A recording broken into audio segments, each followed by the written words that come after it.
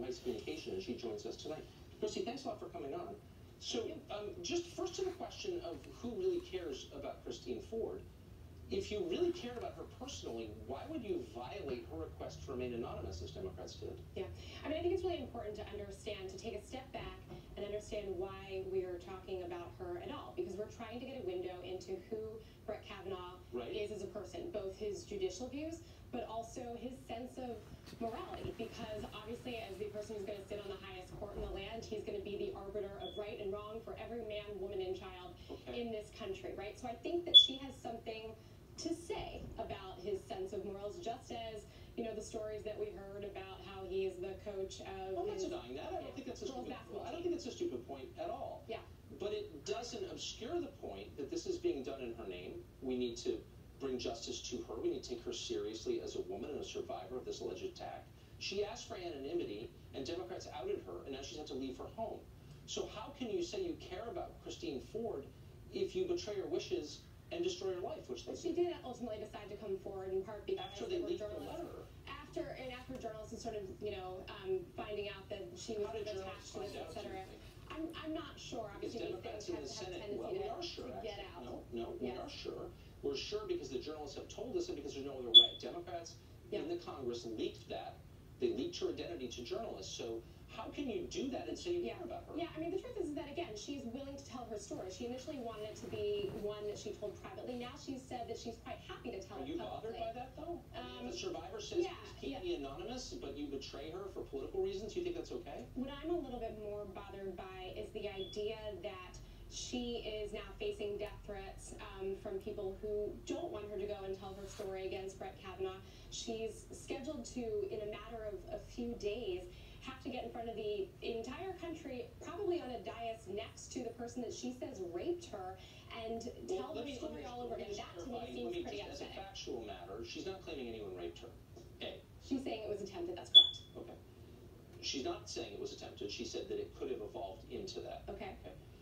B, she's not being asked to testify in public or next to Brett Kavanaugh. Senator Grassley sent a letter saying, we will send investigators, staffers out to California to speak with you in private. You've made an allegation. Even though you didn't want your name attached, Democrats put your name to it. So now it is out there. And why wouldn't you tell your story? We're asking to hear your story, and that is somehow abuse? How does that work? I think she's going to tell her story. Again, I think all that they're asking for is, one, a little bit of time for her to sort of get comfortable with the idea of being not just thrust in the national spotlight, which has been happening to her for a while now, but to be this linchpin of this entire pitch I don't understand. This is not a child. This is a woman in her 50s with a PhD. Okay? So I treat her as an adult because I don't patronize women. I'm honestly confused as to how it would somehow violate her dignity or safety to interview her in private to get the full story. Isn't that what we say we want? But we don't want that because this isn't about her or justice. It's about stopping the Supreme Court. So what's the answer? We're talking about it's definitely going to out. It's in print. Right. They've said that they can do this potentially in different ways. What they want to do, though, is to have this hearing on Monday and then get to a vote. That is not. I'm sorry. Just as a factual matter, Senator Grassley, who's in charge of this, has a letter in which she said, "Look, we want to hear your story. Period." Now, what they really want, I have no idea because I'm not God. But what they're saying they want in public is we will send someone out to talk to you. Why in the world would she turn that down? Because they're not entirely interested in really hearing that story, if we're going to be totally Why wouldn't she tell a story? Hold on. At some point, I'm sorry. I've really tried to give every benefit of every doubt to this woman, who I've heard, as I said 9 times, is a nice person. But she's accused someone of sexual assault. She has obligations here, too, and one is to explain herself. It's not all about her. It's also about Brett Kavanaugh and his wife and his children. By the way, and she has released. Really? Yes, she has released notes from her therapist. She wrote sort of a letter about it at the time. She has said that. So we've heard all we need to hear from her. Is that what you're saying? Possibly, again, because she is not the one on trial, Tucker. I'm not putting her on trial. Her allegations are putting a man who says he is innocent on trial. No, they are not. He is asking for an enormous promotion. Again, that is what's important. This is not about the Supreme Court. I know you guys don't care all about justice or the individual. It's all about power. That's obvious. But in this case, you have a man who's a father to kids. I don't know what happened. I know she's accused him of this. Doesn't she have an obligation to explain herself? How does she not? That's a linchpin of our justice system, facing your accuser and hearing the whole story, not just throwing bits out there to wreck your life. Again, she has submitted a letter. She's done these things. The next question that they have is, why can't there be investigation, just like there was actually in on what grounds? Why does the FBI have and why not a state of Maryland investigation? Because if you're a U.S. senator, you're probably a lot of things, but you're probably not a established prosecutor or investigator, whatever. You don't know how to get to the truth of it. Police investigate. Why the FBI has no jurisdiction here? A number of senators have basically said outright, well, I'm going to listen to her story and then decide what I think happened. Well, you're not going to be able to get to the bottom of it after 35 years. Decide what we can know about a story that she can't explain. I'm not attacking her. She can't explain when or where it happened. Again, not attacking her. I'm noting the facts, which are the only basis upon which we make judgments in cases like this. Not whether she's a woman or he's white or these insane identity politics criteria that the left is throwing out. What are the facts?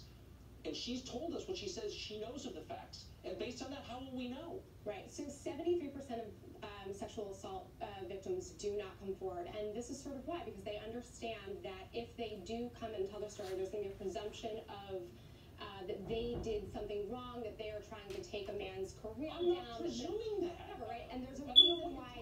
I'm not presuming anything. I'm saying you make an allegation of a crime, don't you have an obligation to explain what you mean? I'm missing something. If I say you embezzled money from me, Christy embezzled money from me, I'm not going to tell you any details. Yeah. You would say rightly, hey, man, you just accused me of a felony. Tucker, she has explained her story to many people at this point. She told her story, obviously, to her husband, probably after the fact. She told it to her therapist. She told it to her lawyers repeatedly. She told it to Anna Eshoo. She told it to, I believe, to Dianne Feinstein. She's told it many, many times. Then why not have the Bethesda police invest? I'm serious. If you really care about finding out what happened, what does the FBI have to do with this, and where's the jurisdiction for them to do it? Yeah, I mean, again, because the FBI has already conducted an extensive background investigation into Brett Kavanaugh. It's not a criminal investigation. Yeah, that's correct, but it's probably the best means by which to expand the investigation. Last question, because I'm being told we're out of time repeatedly. Yeah.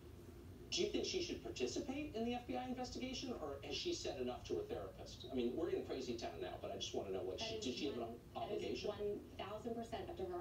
She has done more than she is. No, it's not. It's not up to her. You can't allege a felony and then not explain yourself. That's not up to her. I've tried really hard to be sensitive.